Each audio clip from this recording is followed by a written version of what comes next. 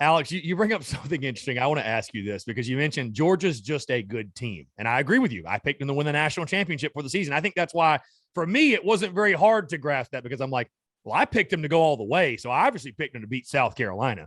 Why do you think it's hard for fans to grasp that concept, though? Because I think I think a lot of it comes down to that. It's like fans can't grasp that. And again, this is not meant as a slight or a knock on anybody, but like not all football players are built equally.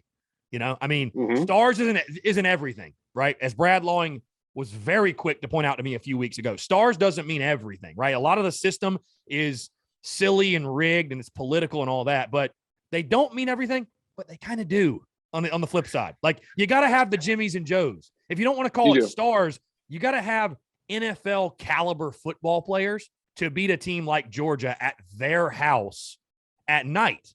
And the reason South Carolina was able to do that in 2011 was they had guys like Swearinger and Clowney and Gilmore and Lattimore and Alshon. It's like guys who are still doing it.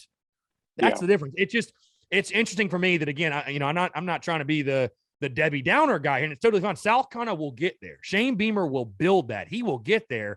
But I think it's hard for fans to just grasp that, hey, I love our guys. We're going to roll with our guys each and every single week. But just because there are guys doesn't mean they're the best football players on the field on that given night, if that makes sense.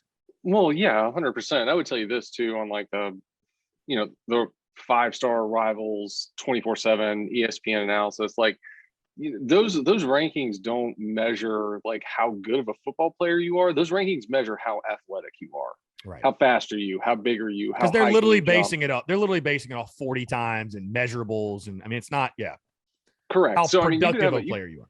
Right. You could have, 40% of the 5-stars, turn out to be, NFL players or, really good college football players. But what you're really measuring is you have a ton of 5-stars on your team is you got a ton of athletic individuals who can do a lot of stuff. So it certainly doesn't measure how good of a football player you're going to be, but it gives you a baseline for what you can athletically accomplish, I think. As far as, disappointment, I don't really know how to spin that. I don't know what the expectation was going in. I mean, it's like we squeaked by East Carolina. It's like, this is going to be a tough game. And I think more than anything, I think it's probably disappointment from execution more than anything else. It's just like, hey, we've got 9 penalties, 8 or 9 penalties again for the 3rd week in a row. Our offensive line's not blocking anybody for the 3rd week in a row. And I think, if we had not just let free rushers come at the quarterback all night or, been able to advance the ball on the ground and you lose 40-13, I think people have a different attitude about that. So I think a lot of the execution miscues are probably what's feeding into that, or they're just delusional. It's one of the two.